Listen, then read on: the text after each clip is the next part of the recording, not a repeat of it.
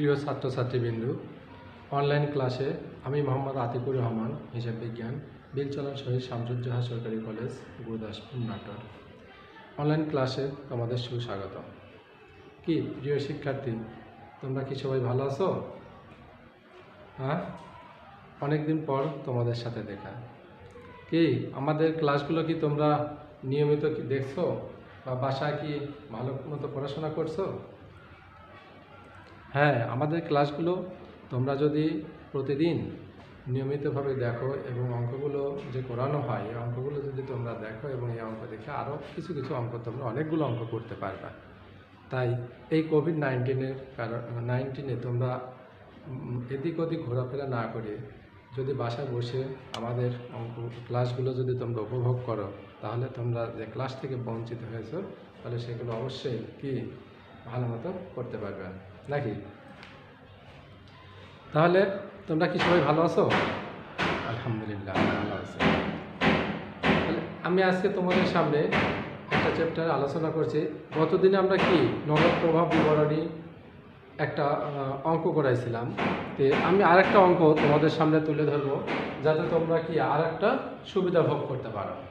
কি মনে আছে যে নগদ প্রভাব বিবরণী কি অঙ্ক করেছিলাম? এগুলো কি মনে আছে তোমাদের? হ্যাঁ, মনে রাখতে হবে এগুলো, তবে গা তোমরা অঙ্ক করতে পারবে। বেশি বেশি করলে গা বেশি বেশি শিখতে পারবে, নাহলে কি পারবে? তাহলে আজকে কি দেখি নগদ প্রভাব বিবরণী বলতে কি বোঝো, পারবে?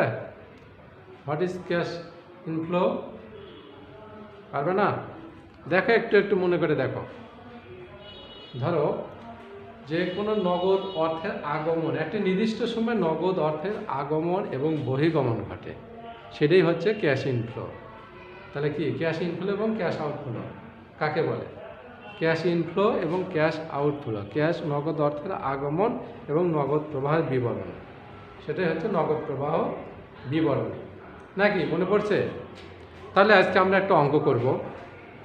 অঙ্কটা দেখো এখানে আমি বোর্ডে উঠাইনি, দেখে আমি চেষ্টা করব একটা অঙ্ক করানোর জন্য। দেখো আমি একটু পড়ছি, তুমি একটু দেখো। মহানন্দা কোম্পানি 2018 সালের কিছু আর্থিক তথ্য নিচে দেওয়া আছে। তাহলে কি কোম্পানির নাম মহানন্দা কোম্পানি, 2018 সালের কিছু তথ্য নিম্নে দেওয়া আছে, আমরা একটু পড়ে নিই। বলছে ভূমি বিক্রয় 8 লক্ষ টাকা, সরঞ্জামাদি বিক্রয় বলছে 2 লক্ষ টাকা।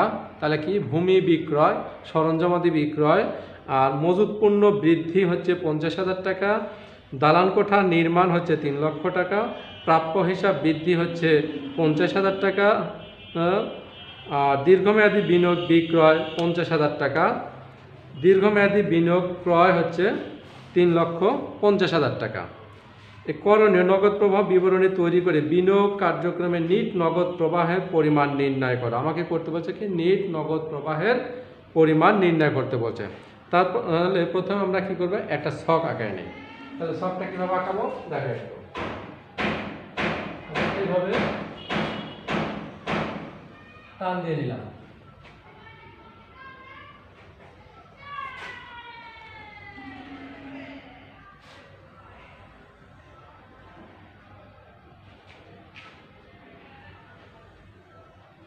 এই হলো আমার ছক।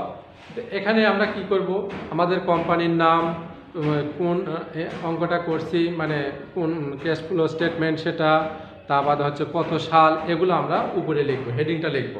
এখানে কোম্পানির নাম বলছে মহানন্দা কোম্পানি, মহানন্দা কোম্পানি আমরা উপরে লিখে নেই।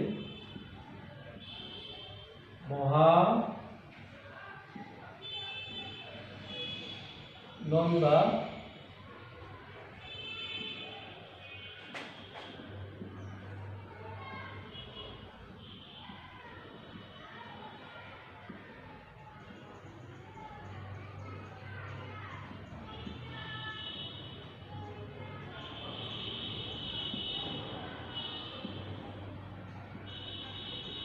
মহানন্দা কোম্পানি। আমরা অঙ্ক করেছি কি নগদ প্রবাহ বিবরণী, নগদ প্রবাহ বিবরণী, নগদ প্রবাহ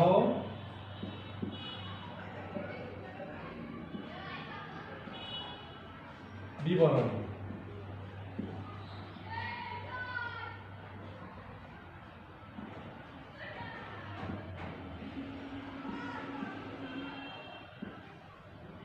নগদ প্রবাহ বিবরণী। মহানন্দা মহানন্দা মহানন্দা কোম্পানি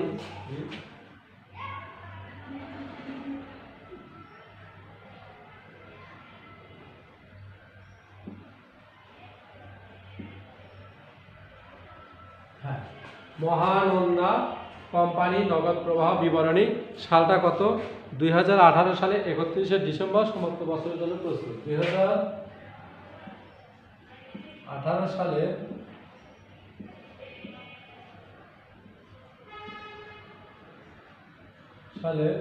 31শে ডিসেম্বর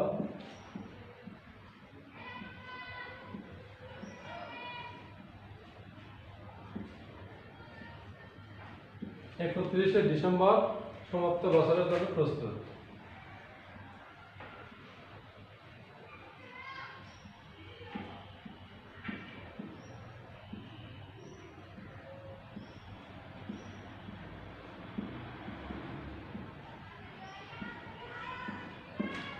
সমাপ্ত বছরের জন্য কি? বছরের জন্য প্রস্তুত। হ্যাঁ, আর এখানে আমরা লিখব কি? বিবরণ টাকা। বিবরণ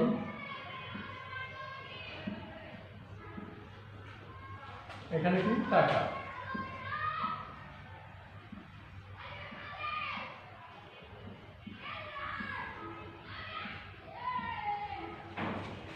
এই হচ্ছে আমরা অঙ্কের ছক। আমরা কি ছকটা করতে পারবো না? হ্যাঁ, অবশ্যই পারবো। বাসায় গিয়ে সুন্দরকে প্র্যাকটিস করলে অবশ্যই পারবো। তাহলে কোম্পানি কি? অঙ্কটা আরেকবার দেখো। মহানন্দা কোম্পানি 2018 সালের 31শে ডিসেম্বর 2018 সালে কিছু আর্থিক তথ্য দেওয়া আছে। সেই তথ্য অনুযায়ী আমাদের অঙ্কটা করতে হবে। তাহলে এখানে বলছে ভূমি বিক্রয়, সরঞ্জামাদি বিক্রয়। তার আগে আমরা আরেকটা লিখে নেব কি? বিনিয়োগ কার্যক্রম হতে নগদ প্রবাহ। বিনিয়োগ কার্যক্রম হতে এখানে লিখে নেব বিনিয়োগ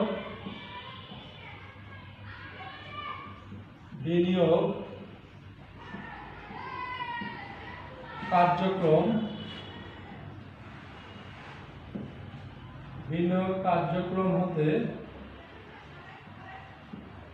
নগদ প্রবাহ।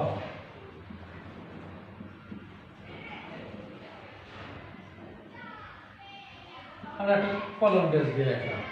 বিনিয়োগ কার্যক্রম হতে নগদ প্রবাহ। কোন কোন নগদ প্রবাহগুলো আসছে, কোনগুলো চলে গেছে, সেটা আমরা এখানে তুলে ধরবো। এখানে বলছে ভূমি বিক্রয় 8 লক্ষ টাকা। তাহলে আমরা এখানে লিখবো যে ভূমি বিক্রয় ভূমি বিক্রয়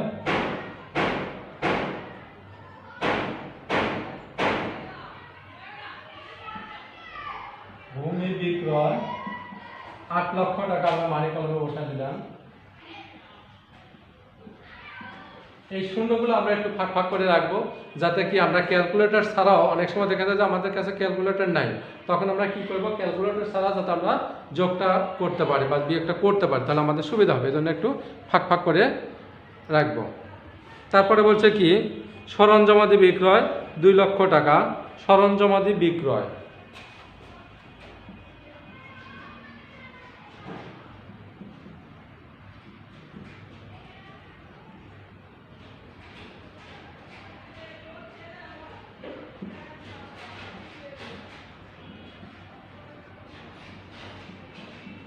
বিক্রয় 2 লক্ষ টাকা।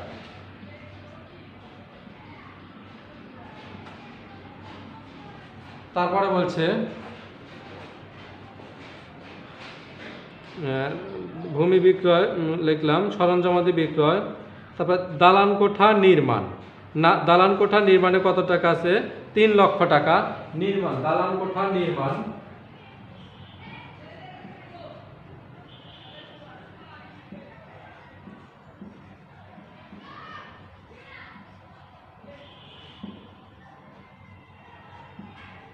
3 লক্ষ টাকা। নির্মাণ টাকা চলে গেছে এটা, তাই না? তাহলে এটাকে আমরা নেগেটিভে, অর্থাৎ ব্র্যাকেট দিয়ে রাখবো, এটা মাইনাস হবে। ব্র্যাকেট দিয়ে রাখলাম। কেন? নির্মাণ করতে গিয়ে আমাদের টাকাটা চলে যাচ্ছে, আর যখন আমরা বিক্রয় করেছি সেই সময় কি আমাদের টাকাটা আসছে, আগমন হচ্ছে। তারপরে বলছে কি? সরঞ্জামাদি ভূমি বিক্রয় দিলাম, দালান কোঠা ভূমি বিক্রয়, ভূমি বিক্রয় 8 লক্ষ টাকা, সরঞ্জামাদি বিক্রয় 2 লক্ষ টাকা, দালান কোঠা নির্মাণ 3 লক্ষ টাকা। বাস। এখন হচ্ছে আমার দীর্ঘমেয়াদী বিনিয়োগ বিক্রয় কত? 50,000 টাকা। দীর্ঘমেয়াদী বিনিয়োগ বিক্রয় 50,000 টাকা। দীর্ঘমেয়াদী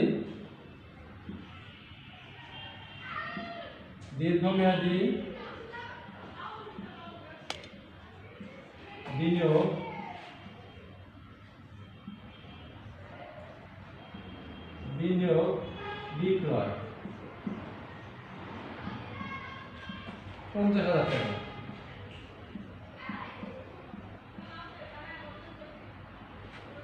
দীর্ঘমেয়াদী বিনিয়োগ বিক্রয় 50,000 টাকা।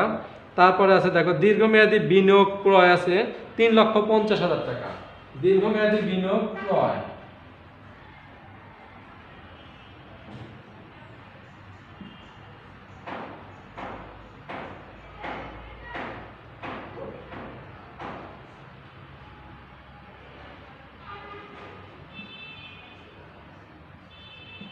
দীর্ঘমেয়াদী বিনিয়োগ ক্রয়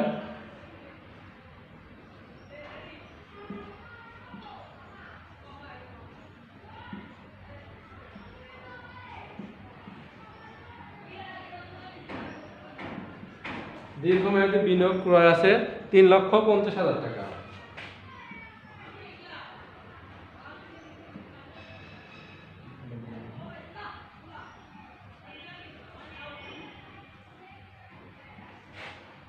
এই ছিল আমার।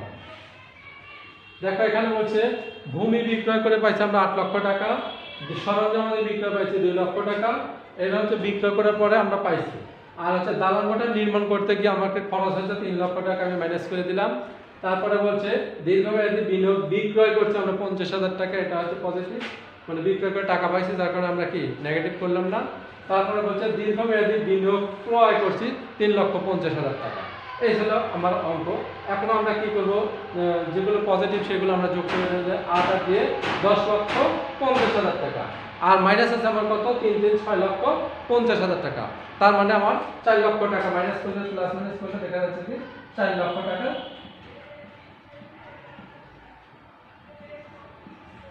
এই বিনিয়োগ বিক্রয় হতে নগদ প্রবাহ আমার আসছে কত? 4 লক্ষ টাকা। আমরা লিখব বিনিয়োগ কার্যক্রম হতে নিট নগদ প্রবাহ 4 লক্ষ টাকা। বিনিয়োগ কার্যক্রম হতে নিট নগদ প্রবাহ। এটা বিনিয়োগ কার্যক্রম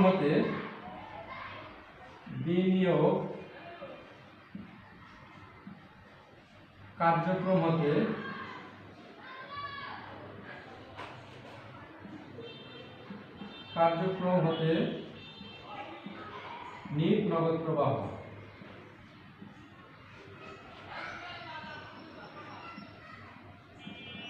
নগদ প্রবাহ।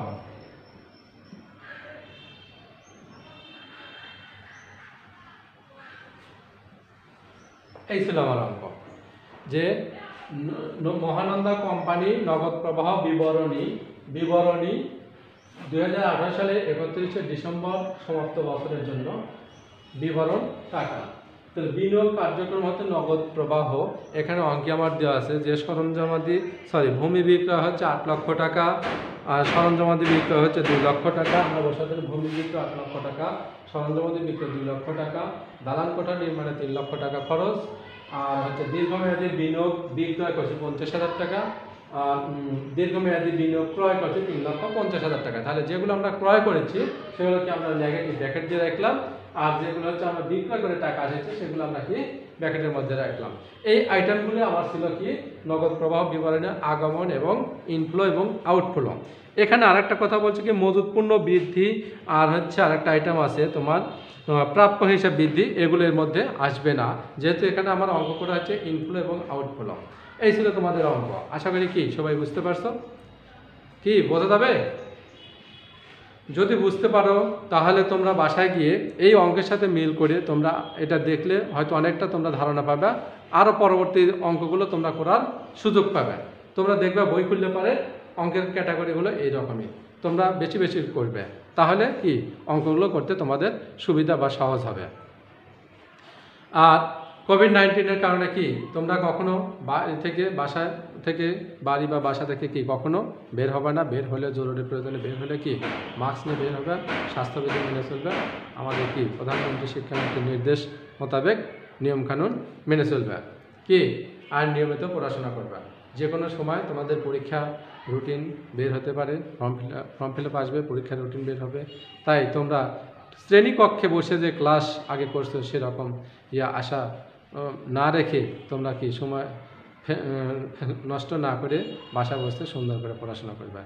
এই ব্যক্ত করে আগামী ক্লাসের মন্ত্রণ জানিয়ে আজকের মতো এখানে শেষ করলাম। সবাই ভালো থাকো, সুস্থ থাকো।